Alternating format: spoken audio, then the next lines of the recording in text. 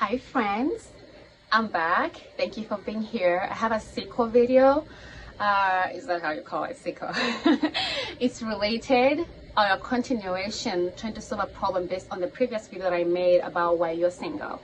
So I understand that singlehood is frustrating, and I understand that it can hit you sometimes like, oh my god, this age and I don't have a husband, or I don't have a wife, I don't have any children, I'm still staying with my mom, my friends are married, and it hits you really hard, and I know it doesn't feel good, and I know it's hard to get through such moments. And with that said, I want to tell you that it is okay to feel those emotions. I'm not saying that if you do the things that I said you do, then you're not going to feel these kind of emotions once in a while. I've been through grief, and I am not going through it. I am learning to live with it, because there's no other side of grief. You have just to learn how to build your life alongside your grief, or even around your grief, because it's so much part of you. Same thing with singleness or singlehood. From my grief, I have learned that I gotta sit with my grief, and I have to attend to those feelings every time they beg for my attention. Anyway, I'm back. I had to go get my dog because I saw him through the window outside and the door is closed. But I have learned how to sit with my pain. I have learned how to attend to it without letting it take the best part of me away. I've learned to sit with it, honoring it, and loving where I'm at right now, embracing the fact that I loved so much and I lost. And there's beauty in a lot of things. You just have got to find it. And I would advocate for you to sit down with that frustration of being single if it knocks at your door.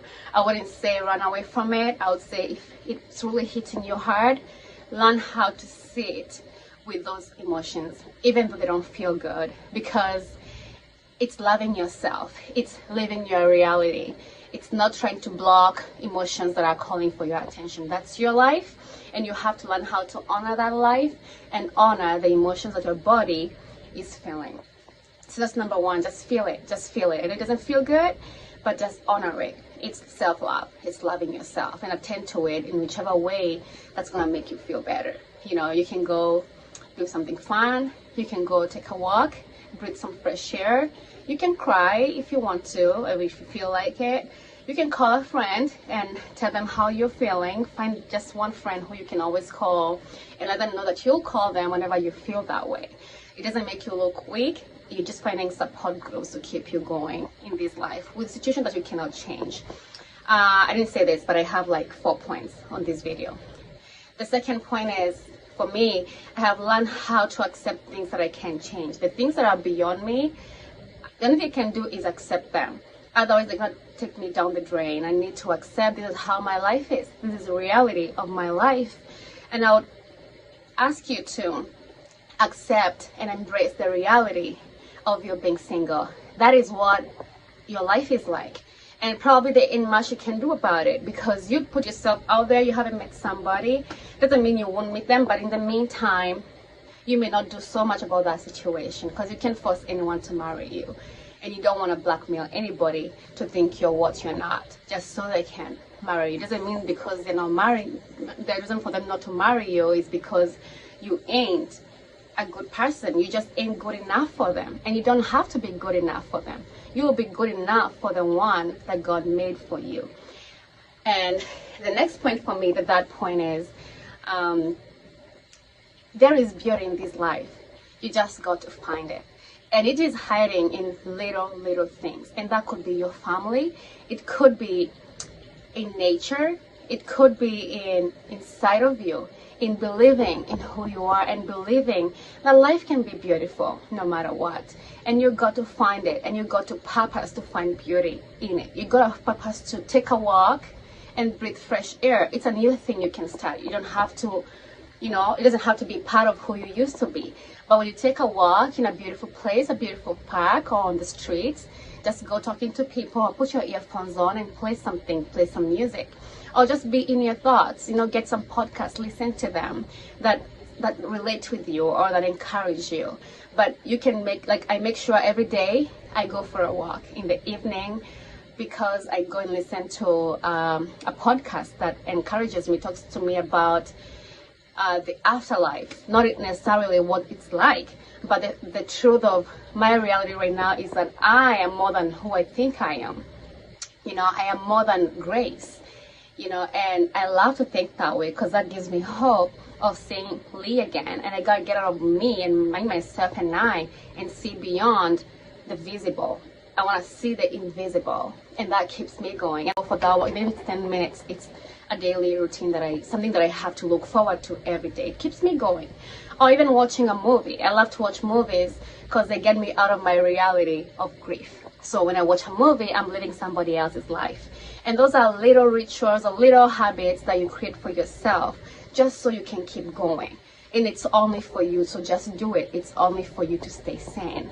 And the next thing I was going to say is, let me see, to learn how to detach from wanting things. This is something most people do not know about, but it's this desire of wanting and wanting and wanting. And we are always wanting stuff. Wanting orange juice. Or what is, let me see, to learn how to detach from wanting things. This is something most people do not know about, but it's this desire of wanting and wanting and wanting. And we are always wanting stuff. Wanting orange juice, or wanting to be married, or wanting friendship, wanting new clothes that you wouldn't wear in a year anyway. That is something, or it's a jail that we live in, and you keep wanting and wanting. And even if you get that thing that you want, believe me, you realize you'll find another thing that you're gonna start wanting, and it keeps going and going. It's an unending cycle, and you've got to break it by starting to accept the things that you don't have and telling yourself it is okay, I don't have these things, I can still be happy, I don't need everything. Besides, I ain't gonna take anything with me when I get to transition to heaven or to wherever you believe people go when they die. You won't take anything with you. You won't take your husband, you won't take your wife, you won't take your children, you won't take your money, and you won't take your clothes, and you won't take nothing. So it starts there. You start to learn how to detach from the things that you're always wanting, starting by detaching yourself from the desire of having this and of having that.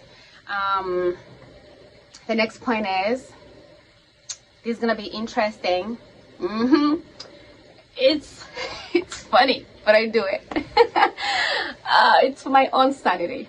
It is ignore and become rebellious to friends and to families and to society. What I mean by that is, there's tendency of how things are done in the society. Oh, when you get to certain age, you get married, and after that, you have kids and all that. I'm saying be rebellious and just start telling people, I don't need to have that to be happy. I don't need to have that to be happy. I can be happy this way, in where I am, embracing the here and now, the beauty of where you're at right now. They'll think you're crazy. They might tell you, you're telling yourself that just to feel better, which is true. But you don't have to tell them that. Just tell them, no, I've, create all these things to tell them that it's okay. And deep down, I feel sad, I need something, I need this, but what can I do about it? Nothing. But hey, the secret is, the moment you start being rebellious in what the society thinks your life should be like, and doing the exact opposite, and starting to profess the exact opposite, it becomes your reality. Eventually, your spirit, your heart, the you is gonna start to follow that path of not wanting and actually believing that I can be okay this way. But it's all started like a joke, like a defense mechanism. Do that. I do it, so let's do it together. I'm laughing because that's really funny, but it's good. It's helpful. The last one, I guess, is pray and don't give up. Do not be downcast. Do not be miserable. There's a quote that says that pain is inevitable. Misery is an option. I have pain of losing Lee, and it's excruciating, and it is heartbreaking. It's like real pain in my heart. It's like having a wound or a cut here. That's when you feel grief for a long time, so your heart starts to hurt like it's really hurting. But Lee wrote that somewhere in his writing, that Pain is inevitable because he had it and he couldn't do anything about it. But misery is a choice. He wasn't miserable. I won't be miserable. I won't choose to be miserable. I won't choose to lock myself in the house and stay there all day. I won't choose to be angry at people just because I am not married or because I lost my husband.